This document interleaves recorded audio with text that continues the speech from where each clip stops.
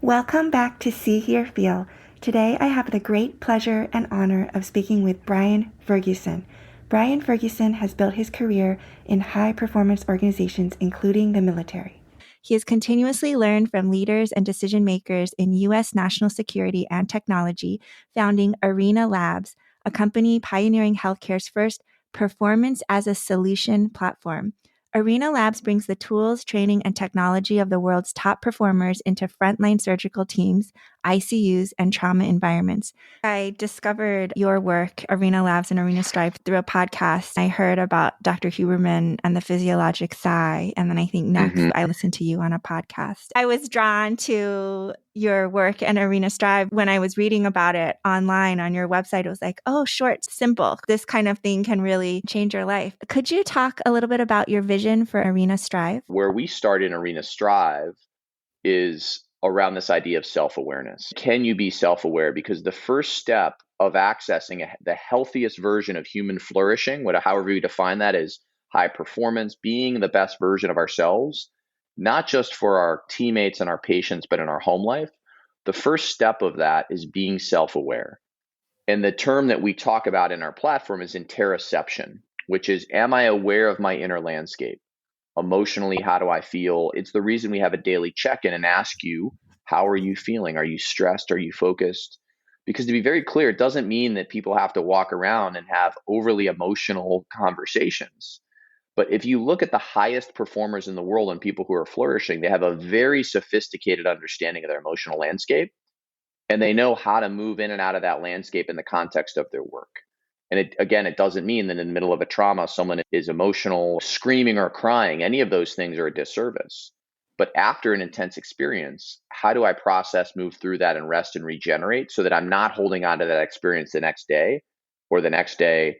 Yes, I love that. I appreciate that you mentioned interoception because I had spoken to Antoine Bachara, who's worked with the Damasios on the gut feeling and that kind of interoception. Interoception, the first time I heard that term was from Dr. Karen Kelly, who's a physiologist and runs the Warfighter Performance Initiatives in the Naval Health Research Center. She's an extraordinary scientist. She talks about interoception as being the bedrock of elite performance for warfighters. I think some people can frame interoception maybe as an overly either touchy-feely or emotional concept, when in reality, it's the bedrock of human flourishing and performance. Yes, absolutely. I think Arena Strive is built also on the concept of deliberate practice. Is that true? It is. Can you talk about that? And one of the things that we've really put time into is understanding the tension between teaching and doing. And if you only have 5 minutes a day, the people on our platform are all brilliant and they're practitioners in a way that they don't have a lot of time. And so on one hand, they need to understand, as you just mentioned, sleep. So understanding circadian cycles is really important because it helps to then start to understand human hormone production and when rest is optimal, if you can't get optimal rest. So all of that stuff, on one hand, if it's not framed, it can feel like it's telling you to do something, make your room cold, dark, and quiet, and it sounds silly. But if we actually understand the science behind why it needs to be dark, why it needs to be roughly 67 degrees Fahrenheit, and why it needs to be quiet, most science-minded clinicians go, okay, that makes sense. Now what do I do? And so then it becomes, we need to build a practice. Now, there's a massive amount of literature these days on what does it take to build a habit. Our current endeavor at Arena Strive is to say, we want to take someone who is eager to have one or two tools that when implemented can allow them to be a better version of themselves. And that, again, as I said earlier, that can mean a lot of different things, and it is intentionally individual. I say this respectfully because our belief is that the reason most hospital employee assistance programs fall short is a resource that's built for everyone serves no one, especially when we're talking about the realities of human emotion and stress and being underslept and having personal lives outside of the hospital. So we believe that technology, scalable technology like Arena Strive, addresses both. It provides a scalable, democratized solution that can be hyper-individualized. And so when you come through our platform in those 6 weeks, we are deliberately exposing you to quite a bit. It can feel almost overwhelming. But if you're doing it 5 minutes a day, it's digestible.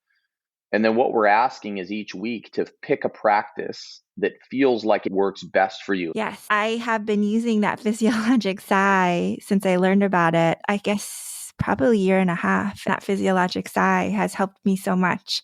And who knew? I didn't know about it. Yeah. I've been telling patients about it. I've been telling some colleagues, trainees, students around me about it. I think it's very useful. I love efficiency. I love things that don't take time. And it's been very helpful, even just if I'm standing at a microscope, or especially with masks on, it works well because people can't tell that I'm doing it. There's nothing that fires me up more for two reasons. One, a lot of times these tools don't need to be dramatic. You can do it while you're looking through a microscope in the middle of the day.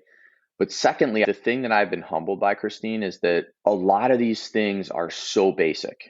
They're so basic. And I think that's one of the reasons Dr. Huberman has seen so much success in his own platform in the last 2 years as a scientist, is really trying to make science free and available. He puts out such simple tools that are anchored in things that are not sophisticated technologically. 2 inhales through the nose and an exhale through the mouth. It takes about 3 seconds. Yeah. But if you do that periodically throughout the day, it's getting back to you're doing that because you're self-aware to say, hey, my breath is a little bit short in my chest and I'm anxious. And so you're feeling a sense of agency. Most people in medicine feel overwhelmed like they're a cog in a system. If you can feel a little sense of agency, it starts to allow a return to that emotional landscape that's fulfilling in one's profession. It could be the physiological sigh, which is just 2 inhales through the nose and an exhale through the mouth. Dr. Andrew Huberman, who's a neuroscientist at Stanford, talks about how his laboratory has researched it as a mechanism to de-stress, why it's useful. We say, look, just try this several times throughout the day. And building those practices is about ritual and habit, but it's also about making the connection between the performance science behind human performance, 1 or 2 tools that when applied regularly leads to just a different feeling, or maybe being more mentally clear and making better decisions. All of it is scientifically grounded. And we believe that because people in medicine are kinesthetic creatures, it's got to be skewed more towards doing than just the science. And that's something, again, we learned very humbly in many iterations of our platform.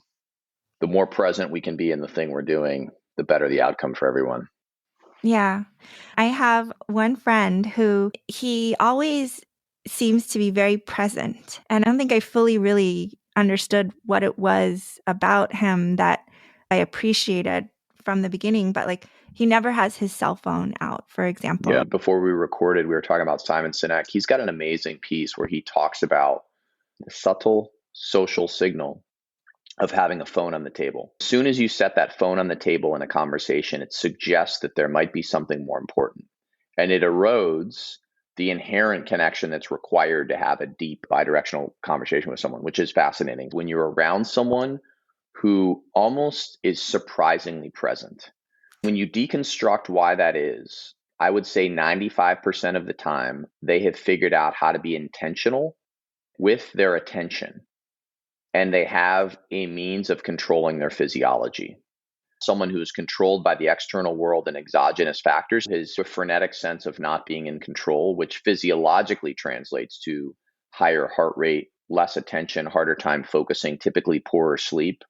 When you're around somebody who has figured out how to be intentional with their time, they feel not only present in the sense of they're focused, but they feel present physiologically. They're calm, they're relaxed, they speak with a cadence that's intentional. And that to me is always the pursuit. Most people who are pursuing hard things for the world are not able to be monks. So the reality is there's a tension for all of us, myself included. But I do think this is a lot of the work we pursue in medicine, whether someone is brand new out of nursing school or a 20-year veteran attending. How do we think about tools that allow someone to feel more in command of their attention in order to physiologically feel and be more present and healthy? Another cognitive psychology concept that has been really helpful to me is the growth mindset. To me, Arena Strive is built on the growth mindset.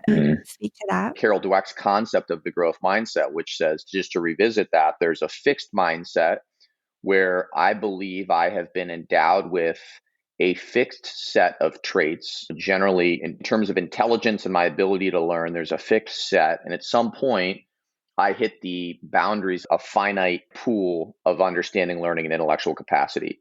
On the other side, she talks about a growth mindset, which is to say, through the process of learning and failing and reflecting and the hunger to constantly want to grow, that mindset allows me to have a seemingly ever expansive set of intellectual capacity to learn and grow. Her book, The Growth Mindset, I believe it's called, is phenomenal. If I can switch to a growth mindset, I can understand what's limiting me. What we believe and hope Arena Strive does is give that individual clinician a point of access into having a sense of agency, which our hope is that after 6 or 12 weeks on the platform, it moves into this growth mindset. And the growth mindset is around self-actualization, human flourishing, and performance. This is not about being technically better as a nurse or physician. This is about understanding the link between the profession one has chosen and home life, personal life, and that those two things are bidirectional. And so these tools help someone understand how to flourish more. And if we can get you intrigued, just like you described through the physiological side, our belief is that starts to open up a different way of whether that's growth mindset or not. It's moving beyond the fixed sense of not having any sense of agency and this large bureaucracy that's focused on efficiencies and economics and not on me. Yeah. My last question would be, what do you wish you had known earlier? That's a deep one. Ultimately, life is about doing the work. Be self-aware. And it's the work in terms of excavating one's own identity.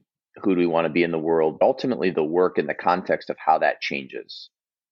This is the irony of that kind of a question, which is if I'd known it earlier, I probably wouldn't have been on the learning journey I needed to be on. But my younger life, I was really blessed and fortunate. And like any of us, I've had hurdles and grief and loss.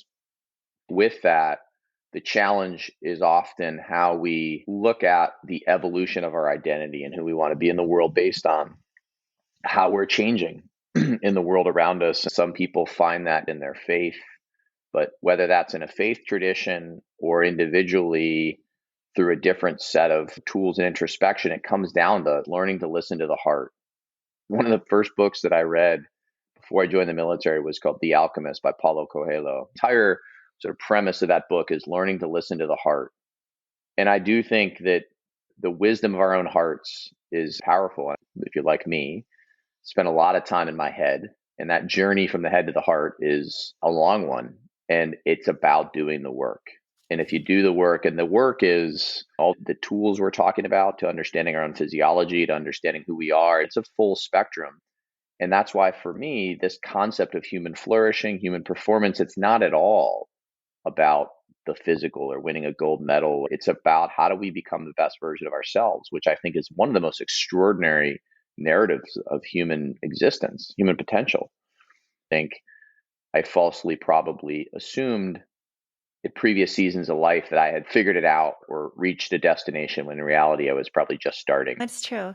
Life is a process. I don't think I really regret anything actively right now, but what I would want to go back and redo if I could was to just have a little bit less, just a little bit less worry and stress as I went through, which I think is what Arena Strive is all about, that even just the physiologic side, that would have reduced my worry and stress in the moment. Yeah, it's well said. Very well said. I'm going to end here because there's more that Brian and I go into, and I want to be able to have listeners hear a little bit more in depth about the concept of Arena Strive. So tune in for a continued conversation with Brian Ferguson.